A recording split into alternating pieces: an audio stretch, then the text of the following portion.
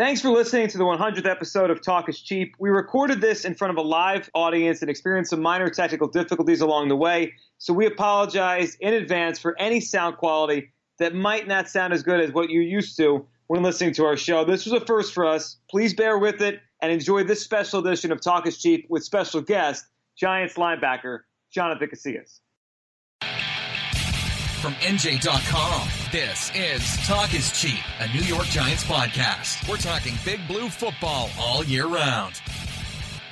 Welcome aboard, Giants fans, to episode 100 of Talk is Cheap, our New York Giants podcast right here on NJ.com. I'm Joe Giglio, joined as always by James Crouch, Dan Duggan. They cover the Giants for NJ Advance Media. This week we have a special guest as we're here at Red's Restaurant in Carlstadt. Jonathan Casillas joining us here live. Jonathan, how are you? Giants linebacker Jonathan Casillas. Listen to the crowd out here for you. I appreciate that. Thank you. I'm good. Thanks for having me, guys. Well, we're happy to have you here. Episode 100. We've been playing this one for a while. We're happy to get a Giants player out here, and Jonathan was kind enough to come out tonight. Thanks so much for the crowd for coming out. We're going to have some tickets to give away to the Giants home opener, so we're going to have some fun, a Q&A later on. But let's get started. We have Jonathan, and Dan, let's start off talking to this guy. Yeah, I guess place to start is the Jets game Saturday night. I know it's usually a little bit more than just your average preseason game. Yep. It's a little chippy. Just what was your takeaways from that game for you guys? Well, it was a win. That was good. Finally good to get one of those. I think we had a strong showing in our first team. Speaking defensively, of course, scoring 6 points and creating some 16 points and creating some turnovers and creating a lot of pressure for them, and really not letting them get going. For the Jets, and for our guys to come in and have that big play at the end of the game for us to win the game. It was great. We could have took some plays back and make some corrections as we've seen today on film, and as we do that, and getting ready for the Patriots game. Where are you guys right now? I think after the third preseason game, it always feels like you want your team to be ready, because from our perspective, it's over the preseason. I know you guys got one more game, but we're not going to see most of the starters or any of them in the fourth one. Where do you feel your team's at right now? Well, I think we're at a good place right now. I think there's some roster spots that need to be filled, and I think that it's a couple spots where that's going to be identified. Come Thursday night, against the Patriots, and we're going to solidify who's going to make the 53-man roster for the New York Giants, and then we'll be ready to take on Dallas. I think we're right where we need to be, and we've got a couple pieces that we need to add on and lock on before we finalize roster spots, and I think we'll be fine. John, what's that experience like for you? Obviously you're going to be on the roster, but not knowing those couple of spots on the defense, who's going to be? How do you kind of watch the fourth preseason game and kind of handle the next couple days? As me personally? As you personally. Well, for me, I'm trying to help out as much as I can. I don't know my playing time if I'm going to play at all, but I'm going to approach the week as I am playing. I am studying for Dallas as well as New England. So, no matter how much I actually have to play out there, I'm going to help the younger guys and, try to be a little bit of a coach out there on the field. So let's talk about Dallas. We have the preseason's not over yet, but we're all looking forward to week one, Sunday Night Football. You guys are going to be in Dallas against the Cowboys. Beat them twice last year. They only lost 3 games all regular season. New year, but Dallas is looked at, right with you guys, as the favorites in this division. When you're looking at them on tape, what are you seeing right now as you look forward to that game? Well, they're a talented group. You take away Ezekiel Elliott, and you just take away their magnificent runner. They still have a great running back. They have 2 great running backs, guys that have played for a long time. Darren McFadden, he's always been a bell cow wherever he was at, if he was the main guy, especially when he was down in Oakland. And then you got Alfred Morris, who I don't know how he ended up in Dallas and being a backup, basically. He's a great running back for Washington. I played against him several times, of course. How did you guys have so much success against them last year? Really no one could beat them. You think about it, the last game of the season, they rested in Philadelphia. That's the only reason they lost that game. They really only lost 2 games they tried to win last year, both to you guys. How did you have so much success against that team? I think we match up very well against them. They don't really run any trick 'em, crazy plays and, plays that, surprise you. I wouldn't say they're basic, but, they run pretty much, what they run. They're not going to be running all kind of crazy new stuff. Dallas runs what Dallas runs, and, they have a great roster offensively. And, they got one of the best tight ends to ever play the game, a great receiver, stand-up quarterback, one of the best O-lines, if not the best O-lines since I've been playing in the league. So they have their recipe and they stick to it, and they have really great players at great positions.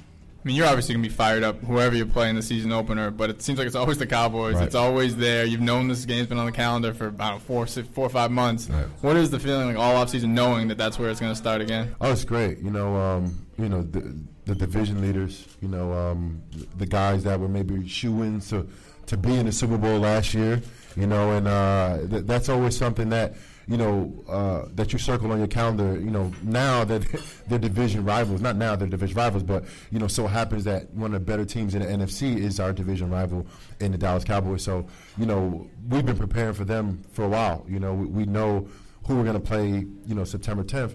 And for a while, I didn't know who we were going to play the week after that, because I'm so focused on Dallas, and what they're doing and their scheme. And, okay, Zeke's not playing, but we still got to prepare for him, stuff like that. Does that help you get through training camp, those long weeks?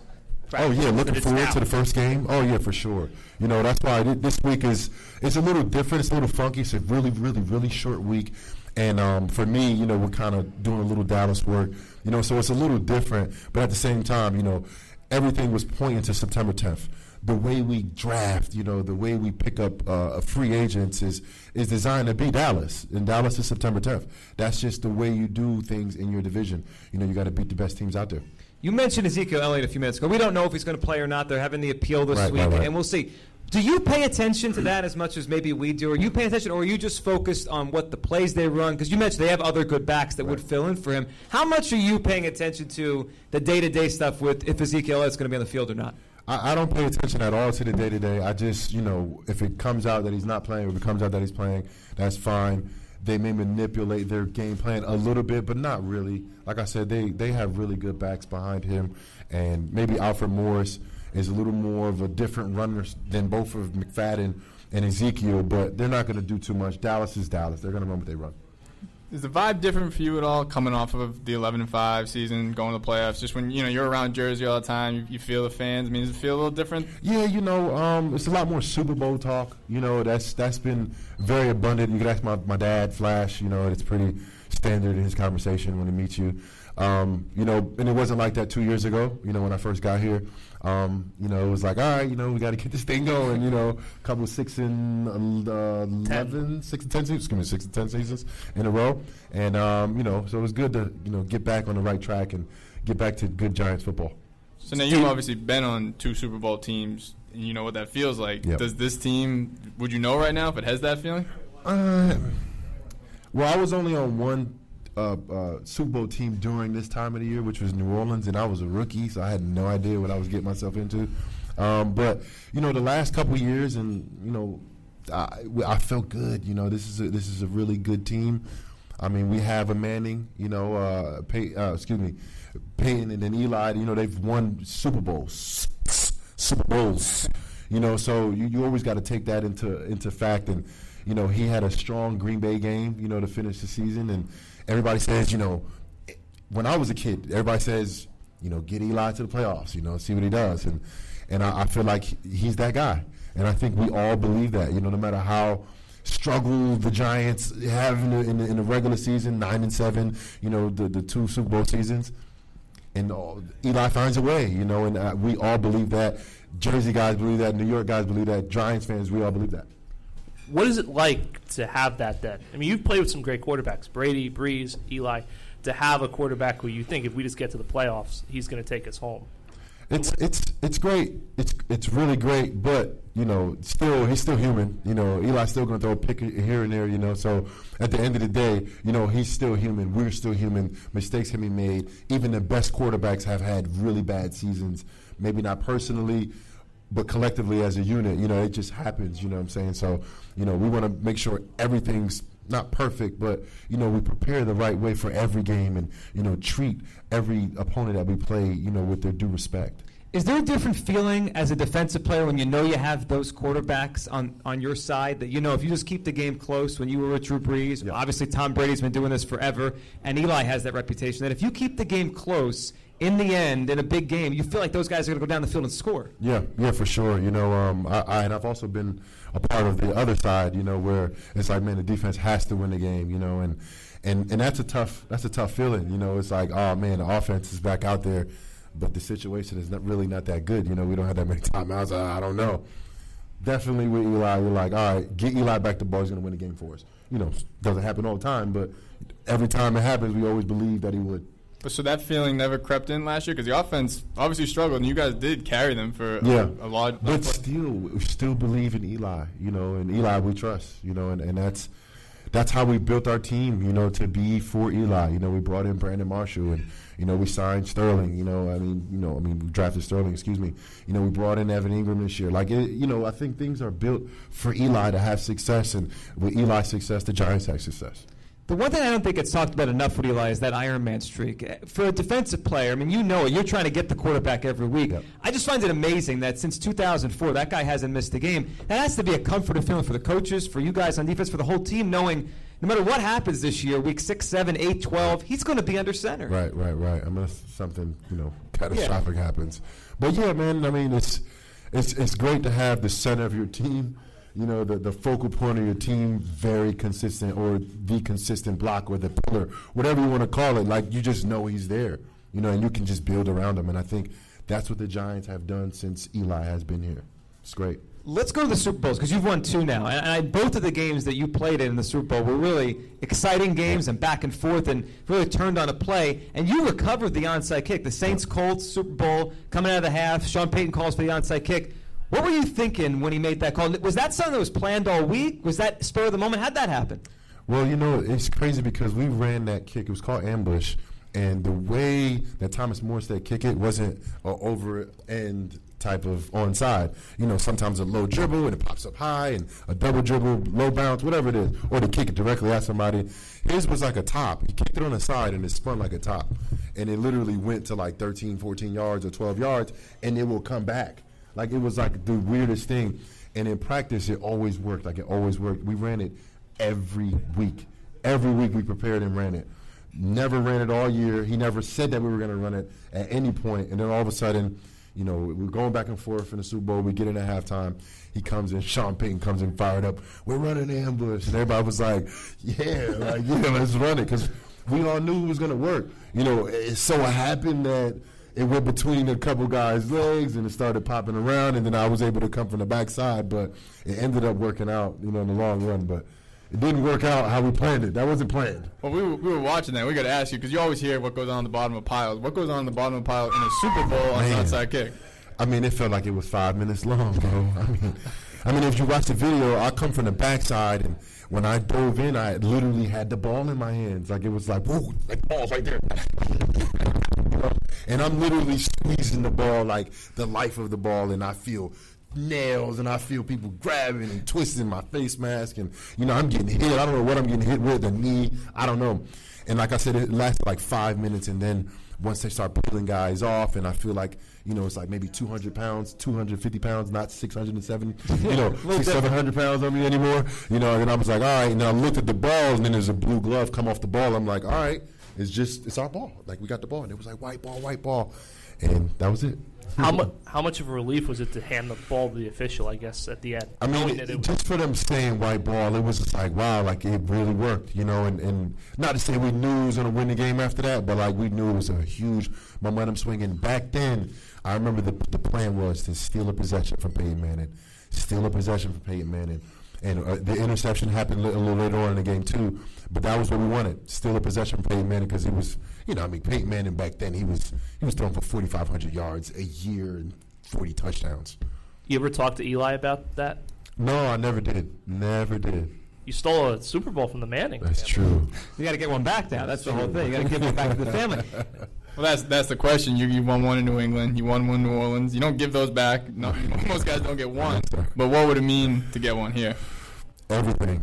I mean, you know, and that's just personally, you know, and my number one goal is winning the Super Bowl. You know, like there's that, and then all my little personal stuff that I have. But that's not my number one goal, and I want to get Eli his second. I want to get Zach DeOssie his second. I want to get Dominique Rodgers-Cromartie his first. I think he played in 2, if I'm not mistaken, and lost both of them. And he's played in such a long time. Brandon Marshall the same way. He's never really been on a good team. You know what I mean? So it's good for guys like that to get experience. And, I mean, for guys like that to get a ring and me to get my 3rd ring. I'm being very vain here. I want my 3rd ring. I mean, it'd be great. You know, I'll try to stay around Jersey and New York as long as possible after that. You better. I mean, you might as well. Is there a sense of urgency with this team? I mean, you guys aren't young. The quarterback, Eli, we know, who knows how many more years he has, 3, 4, whatever, but he doesn't have a lot left. Is there a sense of urgency with this year's team? You guys are good. People think you could be really good to win it now? Yes, because I think every year has to have a sense of urgency, but, you know, you look at the roster and how everything's shaped up, and, you know, somebody's going to get paid very soon. That means people got to go because you got to pay him. This is the last chance we're going to be together as a team, as a unit, as a 2017 New York Giants team. We have 1 year to do it, one shot. This is my last year of my contract. There's no guarantees I'll play football next year, not even just for the Giants. You know, there's no guarantee. So, you know, I look at it as, you know, I'm putting all my eggs in this basket, and, you know, I'm trying to go out there and win it all. That somebody probably would be Odell Beckham, I think you're referring to there. But people talk about Odell everywhere. I mean, he's like you say his name and people just want to talk about him. What is it like to be a teammate of Odell Beckham? Give us that perspective, because we see it, and Dan and James see it on an everyday basis, could be from the media. We see it as fans. What's it like being Odell's teammate? Well, you know, it's funny because, like, I started my career with a guy similar to that fame, and I say similar, which is a shadow of him, but it was Reggie Bush. Sure. You know, and when I started, everybody that knew I played for the Saints that wasn't a part of NFL or football, like my family or my friends or whatever, they're like, hey, you met Reggie? You know, yeah, how's Reggie? You know, same thing here. And how's Odell? Like, that's the second conversation. Like, that's the second thing. It's like, how you doing? Well, how's Odell doing? You know what I mean? Like, that's just how it is. You know, he had a little shoulder. So I go back home. My mom, you know, my aunt, you know, everybody's asking, you know, how's Odell? He's all right? He's been practicing? You know, is everything cool? Just making sure everything's okay, you know? Do you need anything from me? Like, no. Odell doesn't need anything from you. But it's just how it is, you know, and he's such a star. And, you know, I mean, I appreciate the dude. You know, he's like a younger brother for me. And, you know, it's like I want to be like him, and he kind of want to be like me. He want to have a 9-year, 10-year career, and I want to be like him. I want to be a star, you know, in fame. Not really. I don't really like all that extra stuff. Yeah. You know, I'm a simple guy. Yeah, but, you know, he's unique, and he's a unique player. He's a great player. When you watch him and he does what he does on the field, do you like that he wears his emotions on his sleeve? Is that something, because you wish you could be like? Not everyone could play like him, right, and yet wear their emotions on their sleeve. What's that like? Right. You know what? It comes with the territory. You know, I feel like, you know, you got to put him up there with the greats. And I'm not talking about just offensive greats. Like, I'm talking about like LT greats. Like, you got to come, like LT, he might have a couple sacks, but he might throw the cooler at somebody on the sideline. He's definitely cursing a couple people out. That's just going to happen. You know, so it's like you can't really do that now because everybody's, you know, being recorded, and, you know, they're going to be like, oh, yeah, you know, you're a terrible person, da-da-da-da. But this is the type of person we're talking about, you know, that emotion leads his day-to-day, you know, how he approaches the game. And he has ups and downs, and I think Green Bay was a down day for him. You know, maybe the little Miami, I don't know. But, you know, he wants to be great. He wants to be great. He has a tattoo with all these great people on his leg, and it's like Muhammad Ali and Bob Marley, and he wants to be legendary. And, I mean, as of right now, I think he's going in the right direction. But all the legendary people, Michael Jackson, Mike Tyson, all of these, Muhammad Ali, they all had their little things that they had to deal with, their, you know, their public nuances that they had to deal with. They were eccentric. Exactly, you know, and he's just one of the millennial guys he's a rock star playing football, man, you know? I mean, the one thing that's interesting about him, as much as he gets heat from the outside, you guys always get his back publicly, seems like privately. I mean, I saw on social media he was Spider-Man at your daughter's birthday a couple weeks ago. I mean, what is it that people don't see that makes you guys, you know, not roll your eyes at some of the stuff he does, or you know? Because everybody sees the antics. You know, they see him dancing on social media. Yeah, he dances. Of course he does, you know. But we see the little stuff like that. Like, he'll come to my daughter's birthday party dressed as Spider-Man. I didn't pay him for that. I just asked him to do it. And he did it. He knows my daughter loves him. And then he goes speaks to her when she's on the sideline when he can. You know, and like for me, a person that I've played and seen these superstars and guys that come and go and these, you know, ego guys, like, he has an ego, he's cocky, of course. I mean, I would be too if I was him. I mean, you know, stuff don't stink. You know, I mean, maybe a little bit, but, you know, I mean, dang, you know. And people, you know, they ridicule him for it, but he's a great guy off the field. I mean, absolutely great guy. You know, it's just, he's at the top of his game, and maybe he, you know, on the field matured a little faster than he did off the field. I think that's kind of what we're seeing in front of us, you know, just a mature, beautiful talent on the field and a little bit of immaturity off the field, but I think he's learning. 23, 24 years old, and you have the catch, and everybody knows who you are, and you're best friends with, like, one of the most popular soccer players in the world. Hey, come on. So you mentioned the question you get from everybody. Would be remiss if we didn't ask you, how is Odell? I think he's good. I mean, I see him around all the time. He's smiling. You know, he gets a little special treatment, you know, in the training room and stuff like that. But I think he's good. You know, it's always good to see his face. You know, he's just like I said, man, he's just one of those guys that just, he's a spark plug, you know. And I alluded to Lawrence Taylor earlier, and just watching clips of him, I know that when Lawrence Taylor made any type of play, the whole entire Giants, the Giants Stadium, when it was the old Giants Stadium, I know it just erupted. Now, when Odell makes a play, when he takes that slant 60 yards, the place erupts. Defense, we feed off of it. Offense, the running backs run a little harder. You know what I mean? Like, he's that type of guy, you know? You think he'll be out there week 1? Yeah, of course. Of course he is. You know, I was going to ask you, obviously, as our job, we're very kind of preoccupied to his status, and fans are. Do you, as players, when you have a guy like Odell and, you know, his status is somewhat, I mean, are you constantly asking him, checking in, or is that something where you guys just kind of peel back and let him do his thing? Yeah, you got to let him do his thing, you know. I haven't really been around a team where it's like pressure from players, like to be like, hey, man, we need you back. Like, it's like, yo, get back whenever you can. You know, take care of what you need to take care of. Because we all know when you come back and you're not at your 100% and, you know, you may be compensating or thinking about something and you might be, you know, have a knee and now you're limping around or you're not trying to go to that. You just not good stuff when you come back a little too early from injury, and let him take his time. If you're not ready for week 1, don't play week 1. You know, that would be my advice to Odell if I had any advice for him. And you mentioned earlier about the contract and you're going to have to pay him at some point.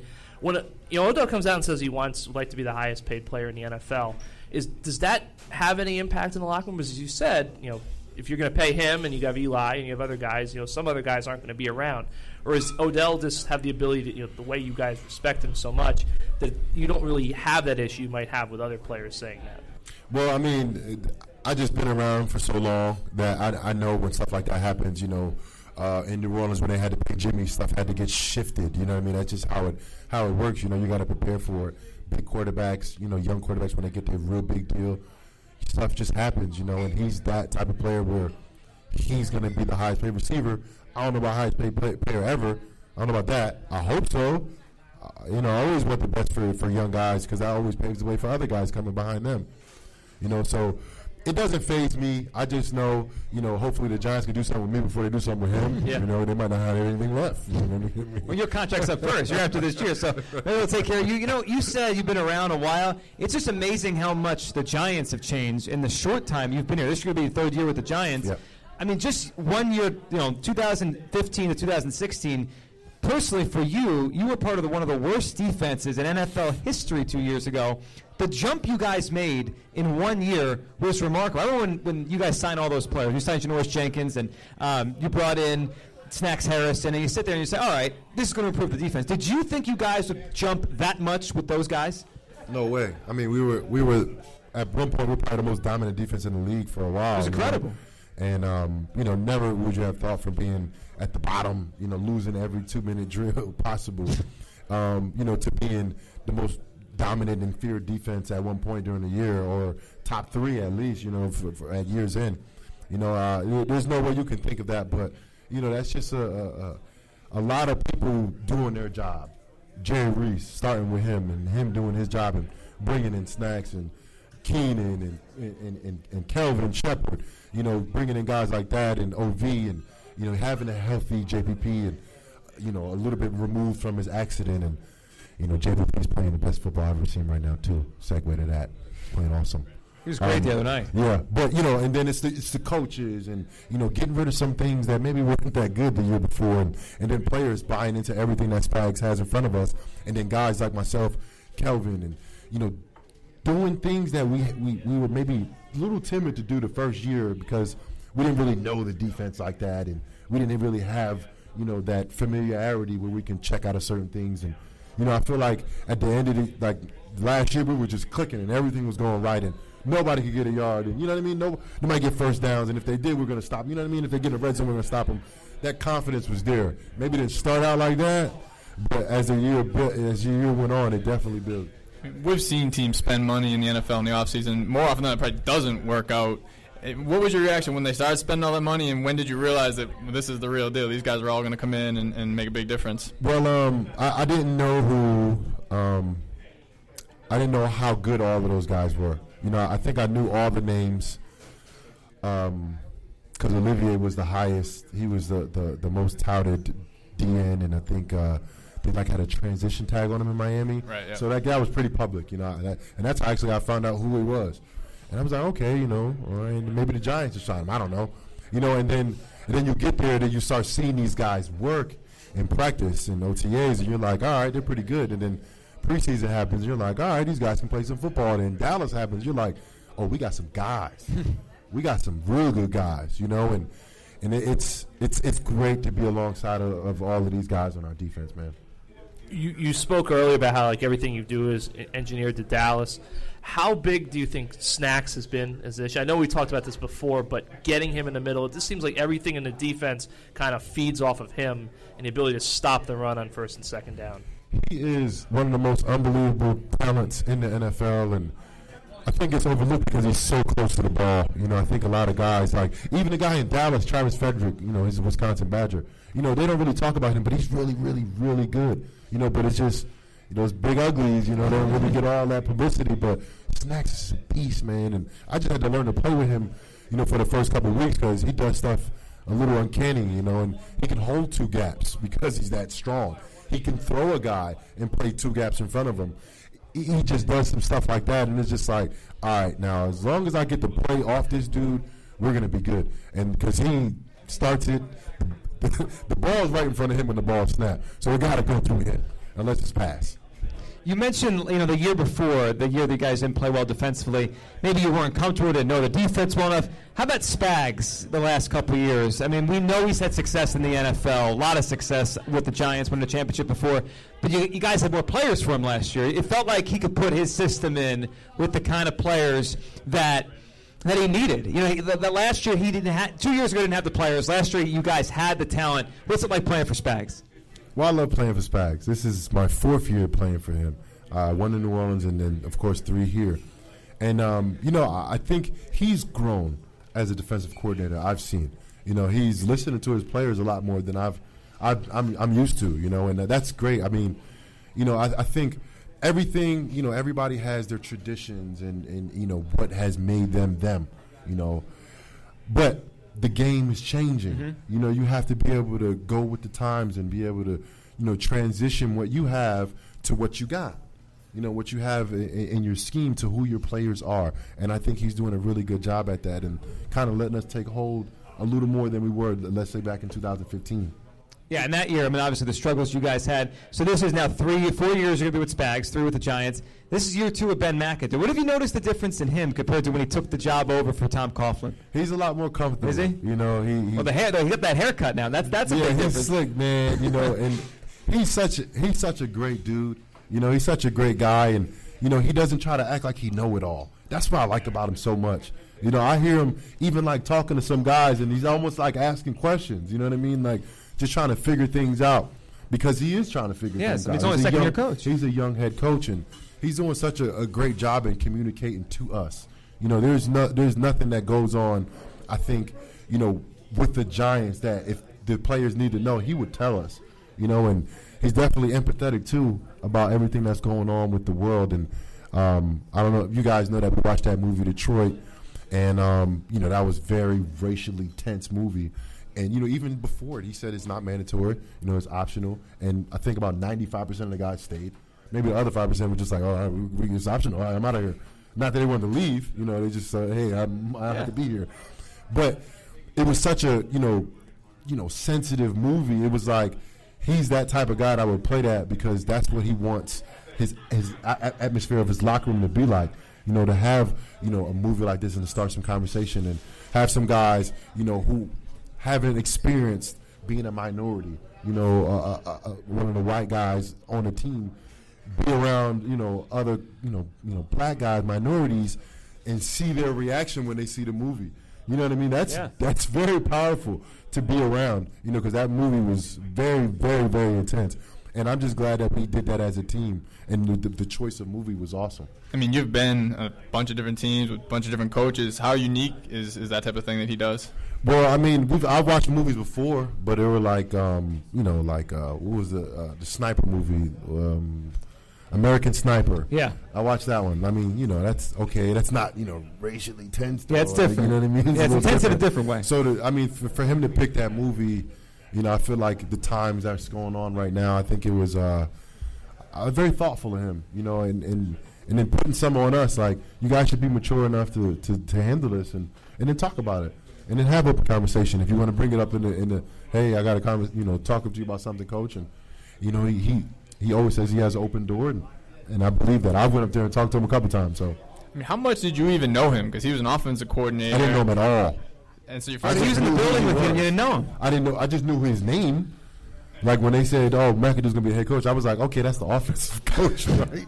I didn't really know him. That was my first year there. I knew the names, but I didn't really interact with. Is that unique to the Giants, or is that kind of the way it works in the NFL? That you're a defensive player, you interact with your defensive coaches and the head coach, and not really the offense coach. Is that the way it is? No, not really. It's just my first year. Okay. It's hard to meet everybody in the building. Now I pretty much know everybody in the building. I know mostly all the media guys. Hey, how's it going, Dan? How's it going, James? I say hi to people. And there's not anyone in the building I don't know now. Like, not to say I didn't know who McAdoo was, but I didn't know, like, what position he coached. But what was that experience like? Because you're a guy who you come in the league with Sean Payton, who wins a Super Bowl in year one. You go to Belichick, then Coughlin. You've had all these proven commodity coaches, and now you're starting with a guy who started from square one. And I guess you spoke about watching Detroit. How much has that helped Ben? He's a young coach. He's got to build up his resume to be that open with the players. Do you think? I think he's one with the times. He understands what's going on. He understands the locker room that he has, and that he should play music at practice because you got a lot of dancers in the Giants roster, and we like to dance. I mean, I don't dance really. I might do a couple steps, but that's just the type of locker room. And he's very he's engaged. He understands what he has, and he's working with what he got. And a lot of successful coaches do that, and I think the ones that don't do that, who have a lot of talent, they don't really they don't really make it comfortable for them and, make it a home for them. I think we have a family here, you know what I mean? So what do you guys think about the haircut? You give him a little, you rib him for it, or you guys like that haircut? Yeah. We his style is changed a little bit. Yeah, a little bit. For better, his lacking, very much so. Last year, I think he's doing a little better in that regard. His sneaker game is getting a lot better. Oh, is it? Much. He gave us all Jordans. It's a new McAdoo now. You're two McAdoo. He's got a confidence now. I liked it. I said that's a good choice. You get him in touch with the tailor yet, or? The suit. He got to work on the suit game a little bit. He do got to work on the suit game. We're gonna see. Come Dallas. He's a little. He let us kind of relax during the preseason. Hopefully Dallas. He, could do something really nice to Taylor. Hopefully. But a little bit more serious now. We talked about it a lot last year, so not to kind of go back through it, but just how big of a difference was it going from Coughlin, who had been around forever and had been so entrenched, to a guy who, as we're talking here, everything is new, and you say you kind of changed it with the time. Just how big of a culture shock was that? For me, it wasn't bad at all because I've been in several different teams before that, in a matter of 3 or 4 years. So for me, it wasn't that bad. I think, and it wasn't a hard transition. Coughlin was a lot more strict. So whenever you have somebody that's so strict and all of a sudden somebody comes in, there's nobody that's going to be like, oh, man, you know, they're going to be like, all right, cool, you know. I like this change, you know. I can chill. I can wear what I want to practice. I can listen to music. You know, so it wasn't a hard transition. It wasn't like, you know, how a team is really, really, really bad and then a coach takes over, then you got to get rid of some guys that just, you know, just got too comfortable and accepted losing, and you know what I mean, like little stuff like we didn't have that. You know, we didn't have that at all. You know, we just had some really bad record seasons, but we didn't really have bad teams. We didn't have bad players for sure. We always had good players. The Giant before I got here, you know. So I think we got better players now since when I first got here for sure. Does that, as you said, Coughlin was very strict. Obviously, he leaves. McAdoo comes in. As a player, when you have a guy like McAdoo, is there more of a sense of, you know, the way it usually works when a coach leaves, they bring in the opposite? Do you kind of think, all right, we better win for Ben, because if we don't and something happens to Ben, they're going to go back to the way it was, and the new guy. It's always the opposite of what the coach is. But, you know, I didn't think of that. I didn't think of it like that. But I'll tell you what, personally, I felt like we let Coughlin down. I felt like the team we had, we should have did a lot better than what we gave them. You know, I think we definitely should have made the playoffs. I mean, we lost a lot of close games, you know, and not that to say he was a father figure, but he probably was to certain guys. You know, I got there a little later in my career and only had him for 1 year, but like, you know, a guy like a Herzlich or even JPP, who's had him for 5-6 years, you know, as a head coach, that was the only head coach they've known. You know, I know it was very disappointing for me personally and very disappointing for them to let them down. So the next year, not to say, oh, we're going to keep McAdoo, so do a good job for him, but I think personally everybody wants to do a good job, you know, and a new head coach, it was almost like a fresh start for the Giants, you know, and similar players, which is always good. But what about with Spags, I guess? Because obviously, you know, when you guys had that season, he's had a couple of rough seasons dating back to St. Louis and New Orleans. I mean, was there a sense that, okay, maybe we let Tom down, but we can help Spags kind of get back on his feet? He's still here. Yeah, I mean, I don't think anyone thought of it in that regard. You know what I mean? I know for sure we didn't want to be the laughingstock of the NFL anymore. And, you know, people just lined up thinking they can do whatever they want to us. That wasn't going to happen. And I think it was a little bit more pride and, you know, like, you know, we got to step up, dogs. You know, we can't be letting people come in here and think they're going to get a dub because our offense scores 25 points. Oh, we can score 25, 26, 7 points against them. It's easy. They're giving up 27 points a game. No, that's not going to happen. You mentioned the close losses 2 years ago. Last year, you seemed to win all those close games. Is that luck? Is that skill? Why? Why 1 year to the next? Besides having some better players that might have made the difference late in the games, is that it? Is the better players making a play in the year before you couldn't make the play? Because if I know some people think last year you guys may have overachieved because you won close games. The year before you might have underachieved. How does that happen? It's a difference between a good team and a bad team. You know, the only thing that makes a good team and a bad team is the record at the end of the year. That's what makes a good team and a bad team. No matter how many points they scored, or if Drew Brees is throwing for 5,000 yards a year and they don't make the playoffs, I don't consider them a good team. They had a good quarterback who had good statistical yards, but they're not a good team. So with that being said, for us, I think for us to make that next step to be a good team, 2 years ago, for us to be a good team, we had to win those close games that we were losing. And at year's end, the Green Bays, the Seattles, those close games that they might have lost when they didn't make the playoffs, they're winning those games. You know, that's why Seattle is where they're at right now. They're always in the playoff hunt every year. Green Bay's always in the playoff hunt every year. They're not losing those close games anymore because they're a good team now. And they've transitioned over to have the ball bounce their way every now and again. Of course, it's luck every now and again. Of course it is, but you know the good teams get a little luckier than the bad teams. That said, it might be nice to win a few games this year when you're not sweating it out in the final drive, right? What do you guys have to do to not put yourself in that position where every game's coming down to the wire? To take every play for what it is, you know, you can't just rely on a great 2-minute or a great red zone defense. First, second down got to be priority. You know, whatever down you're on got to be priority. You know, and not tighten up at the end of the game like, all right, guys, we can't let them off the hook. Well, we couldn't let them off the hook 3 plays ago either. You know what I'm saying? Like a sense of urgency every play from every guy, even the coaches. And I think that's where we need to go. Crossing our T's, dotting our I's, The details will win us games. Better details, the better we are with the details, the better we are with victories. If we are one of the better teams in the NFL, the better details we'll pay attention to, we'll be able to beat teams by not just 2 or 3, 4 points. You better beat them. But you got to be detailed. You got to be committed. You got to be coming in every day like you aren't good. When you are undefeated at midway through the season, you got to come in like we lost the last 5 games, and you got to win. You got to win this next game. Got to think like that. And for us to be great and to be the team that we think we are, we have to do that. You mentioned Green Bay, Seattle. We talked about Dallas earlier. Do you think that you guys should be talked about in that same kind of era as them going into the year? I don't feel there's care. something still to prove? Personally, I don't care. I like being an underdog. My whole life has been an underdog. My whole career has been an underdog. So I don't care personally. You know, they could talk Dallas, and that's cool. You know, did that all last year. They just set us up to beat them, you know, week 14 or 13 whenever we played them last year. Speaking of underdog your whole life, how did Rutgers not offer you a scholarship? I mean, do you still think about that? Not really. But we have 4 Division I guys my senior year from New Brunswick, and New Brunswick is part of Rutgers, as in like Rutgers is in New Brunswick. It's there.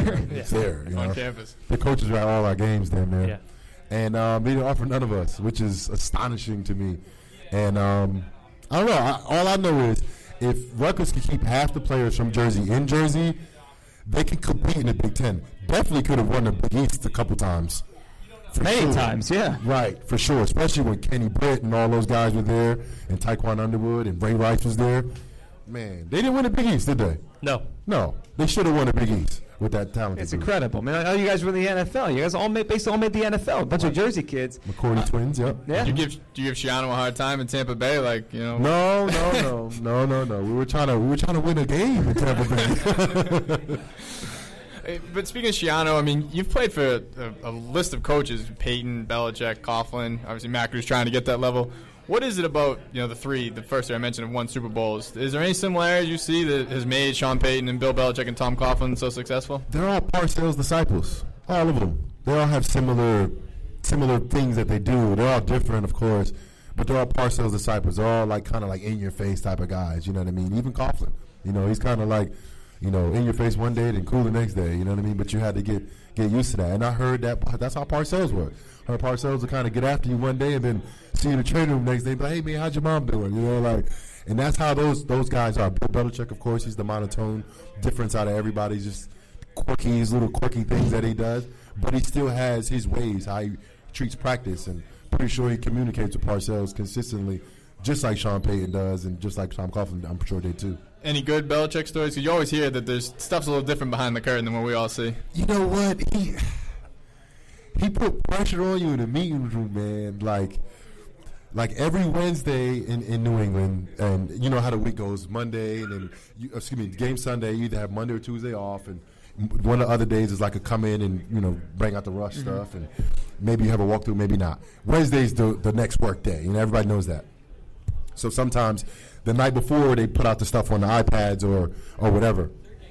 So by Wednesday, you may have it or you may not have the game plan for the next week. In New England, you had it that morning, as in Wednesday morning. By that Wednesday, 8 o'clock, 8:30 meeting, he's going to start asking you questions about the game plan. So if you just played Buffalo the week before, put that behind you, and you're playing the Jets the next week as a Patriot, you better know, as a linebacker, you better know who their running back is, who their second-string running back is, who their fullback is, who their tight end is, who their second-string tight end is, who they're using 11 personnel, who's the passing tight end, who's the queen, who's fumbled in week 14, who came in when the second-string running back was hurt. I'm dead serious. You better know that because he's going to ask you questions. And the first time I was there and he was asking these questions, I was in there like, why is he asking these questions? How am I supposed to know this? We just got the game plans this morning. What was that like? Because you get traded to New England during the middle of the season. It must have been like you're being dropped in a foreign country almost. Exactly what it was like. Literally, I got traded on a Tuesday. The deadline was 4 o'clock. I got traded 4:10. I don't know when it was. And I'm literally on my way. I'm at the airport in Jersey. I was visiting my daughter and my family. I was home, and I'm heading back to Tampa. I was still living there. And I get a call. I'm at the airport, And my agent calls me. He's like, "Yo, the Giants, they're gonna, hold on. We're talking about Patriots. We're going to Patriots. Okay, so I'm thinking We'll get to that Giants story in a second. This is what happens when you're a veteran. You're around the league. I know they're all kind of running together. All right, so I did get traded on Tuesday though. I did get traded on Tuesday. So Bill calls me and I'm saying my byes to Tampa and all right guys, I'm out. Bill called me. He was like, all right, look, there's an 8 o'clock flight tonight. I want you to be on it. I was like, man, I have a dog. I got to do something with him. Like, I live by myself. I got to figure this out. I can't bring him. He's a pit bull. And he's like, oh, well, I need you on an 8 o'clock flight. I was like, well, can I just come tomorrow? He's like, no, we're playing you on Sunday, so get your ass here tonight. All right, so I left my dog. Just left him. Don't call Pete on me. Just left him. No, he was good. He was in good hands. But I had to basically just drop my life, leave with a book bag in a roller. Luckily, New England had a bye week the following week. Luckily. So you can compose yourself after that. Right. So I literally went back to Tampa. Right. Feed my dog, pick my dog. And, and then relocate for 5 months and literally just drop my life in Tampa, whatever I was doing down there, and just pick it up in New England. And it was 85 degrees in Tampa. And then when I got to New England, it was 32 and it was snowing. And I had nowhere to go because I live in Florida. No dog, nowhere to go. But you won. You won when you got there. Oh, you won.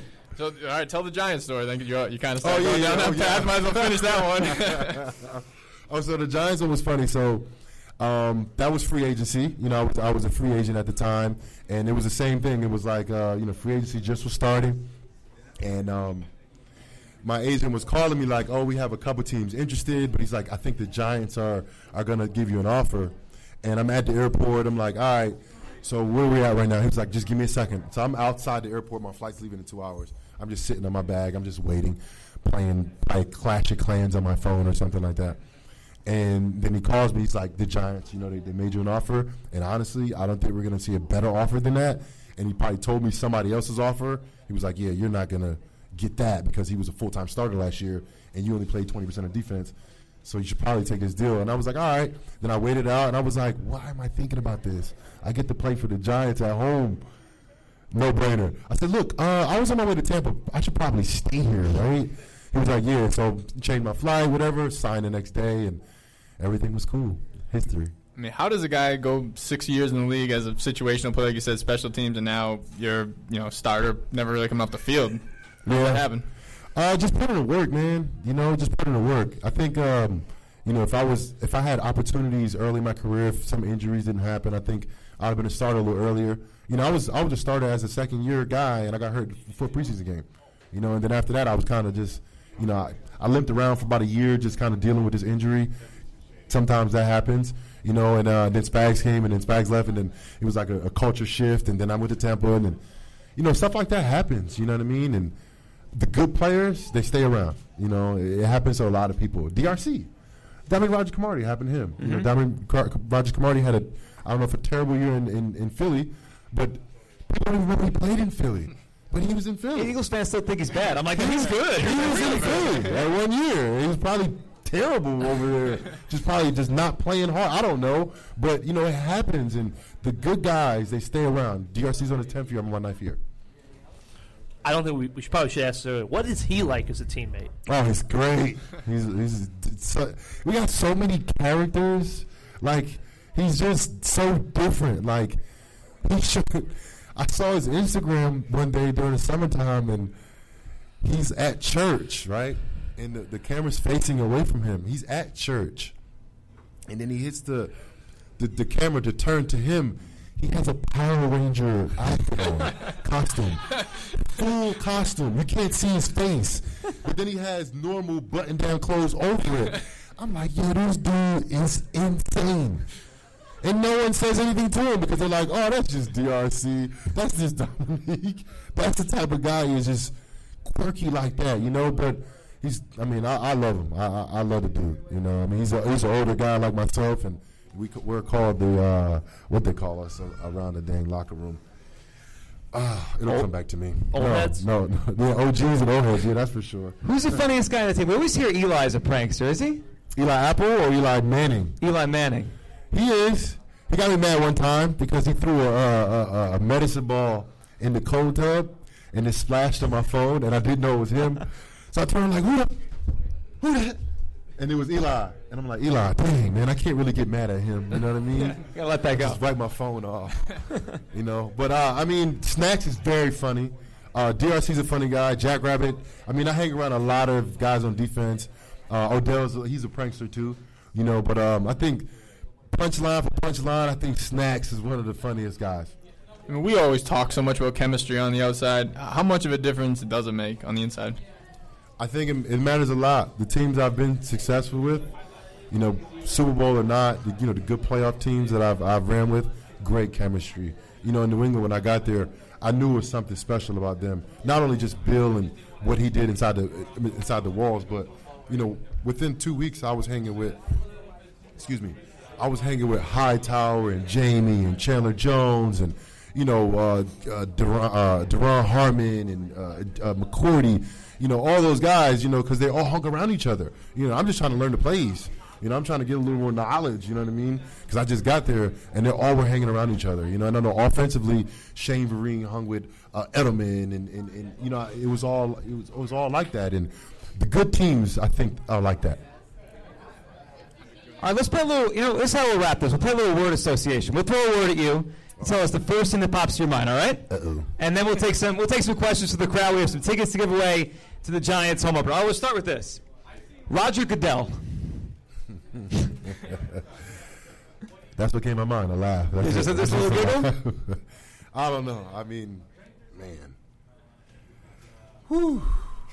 Do I have to give a word or just that's your if that's your reaction, that's your reaction. That's pretty much my reaction. All right, I'll throw another easy one at you. Colin Kaepernick. Tough situation. I love everything that he did, but I mean to say that doesn't have anything to do with him not being on the team is just totally ignorant. Mm-hmm. It just sucks because I think he's a great quarterback. You know, whether his skills has diminished, which I highly doubt that. It's just puzzling to me how there are really. You watch preseason games, and there are really bad quarterbacks with jobs. A lot of them are going to have jobs. Maybe not starters. Maybe not. You know, there's 32. Hopefully, we can get 32 good quarterbacks out there. But there's some bad backups in the league. You know, he's not a bad backup. I don't know. That's just kind of how I feel about it. You know, it's a tough break for him. How do you think he'd be welcomed in the locker room? We're in our locker room. Yeah. I think we will welcome him, but. We have a thing we do on the sideline before every game. And not to say that kneeling or sitting is something that won't be accepted, but I know that's something that we talk about collectively and that we're all going to stand. So that might be an issue. That was a team decision, but it was a team decision.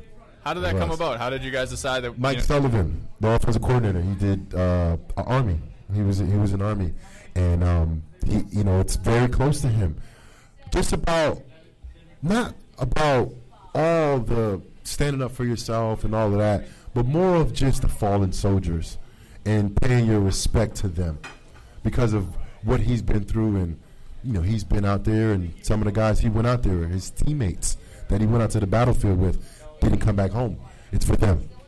So it's bigger than that. It's a little bit directed that way, but we all respect it. We salute it. And we all do it in solidarity. CTE, concussions. You think about it a lot?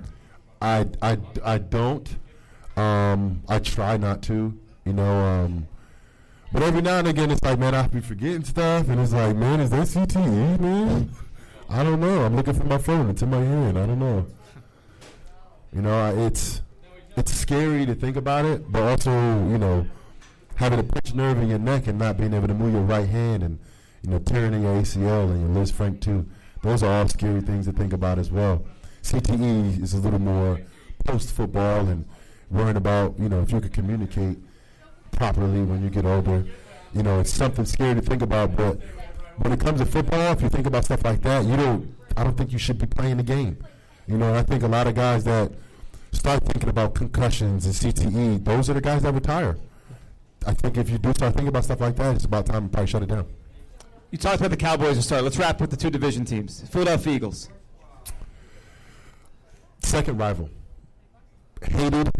I mean, I like Malcolm. Malcolm Jenkins is a good friend of mine, but hated, as in, like, you know, we're going to go down there and we're going to have a fight with them no matter how bad or good they are, how bad or good we are. It's going to be a fight. We split the last couple of years, so, and last year wasn't playing for anything, and we were playing for everything, and we lost to them up in Philly. So definitely a rival. And I say hated. I don't hate anybody, but I just know how a lot of Giants fans feel about them. Washington Redskins. They're the tricky team in the division because they're the team that beat us last year at home, the only team we lost to at home. So I don't want to say Dallas is first, Eagles are second, and Washington's third. Because if you look at it that way, Washington, if they are the worst team in the division, they're going to beat you at home because you're going to look at them in that way. You know what I'm saying? I'm not saying we overlooked them. We probably did. So that happens in the NFL? Exactly. It does? Mm-hmm. And it's a collective effort. You know, it's trying to, like I said, all of a sudden we're in a 2-minute drill because we could lose the game or we could win the game. And we should have been beating this team by 2 touchdowns. You know, I'm not saying Washington was terrible last year, but I feel like the way the game flowed at home, we should have been beating them by 2 touchdowns. All right, let's grab some questions to the crowd. Anyone have a question for Jonathan Casillas? Question. Hey, how you doing? Hey, just wanted to say, the play that you made at the goal line last year against the Ravens, one of my favorite NFL plays ever, man. That was amazing. I appreciate Seriously. that, bro. Thank you. Wanted to ask a bit about the linebacking core, especially B.J. Goodson. Really made a step from last year into this year, starting middle linebacker. Have you seen him progress over the last year? He's progressed a lot. You know, he was a situational role player last year and special teamer last year, and you know this year he's been basically handed the defense. Like, all right, you got Snacks, you got JPP, you got OV, you got Landon, you got DRC. Get us lined up and make some plays, and he's doing a really good job. He's really young, very, very physical, a lot more physical than we've had in, I think, years past. And I'm excited to play with him. Appreciate the question there from John. Did anyone else have a question for Mr. Casillas? Hi, John. So the question I have is that last year through the preseason this year, Spags hasn't been hesitant to use a lot of corner blitzes and a lot of safety blitzes. Have you played on a defense before coming here that emphasized defensive back blitzes as much as this team does? I don't know if you, for percentage-wise, if you go like number for number, like, you know, Spags blitzes 45% of the time is defensive backs. I don't know, but when I did play for Greg Williams, he definitely blitzed a lot. And it was definitely a lot of corner and safety blitzes. And I can give you guys a little bit of insight on why they do that. Because when you have the guys, the defensive line and the linebackers around the core, when the offensive line, they start miking, I know you heard that, you're going to mic linebacker 52 or mic linebacker 59, because that's how they pass protect. They don't account for corners. So a lot of times when they pass protecting, the corners, they don't get blocked because they don't count them. And if they do count them, it's a late read. You don't expect a corner from coming from all the way out there to make any kind of impact unless he's coming on a corner blitz and you have to pick him up, because if not, your quarterback's going to get hit or you got to get the ball out fast. Appreciate the question from me. And all right, we're going to wrap up our podcast portion of this. We're going to hang out. Jonathan will sign some autographs. You want to come up and say hi, we'll hang out here. But everyone who's listening on our podcast, we appreciate Reds for having us out here, Jonathan for being the crowd. You guys were great. Thanks so much for being here and being with us. And let's wrap here. Jonathan, we started with this. We'll end with this. There's Super Bowl expectations around this team. Our listeners are really excited for this year's team. What message do you want to send? Final little message here for the recorded portion of this show, this podcast, for the expectations and the way you feel about them. Well, I feel like we have a great team, and we're going to play some real good Giant football this year. You know, I don't like making predictions or anything like that, but I think we're going to be better than last year, which is saying a lot. That says it all, I think. Jonathan Casillas, everyone, thanks so much for listening to episode 100 of Talk is Cheap right here live at Reds in Carlstadt.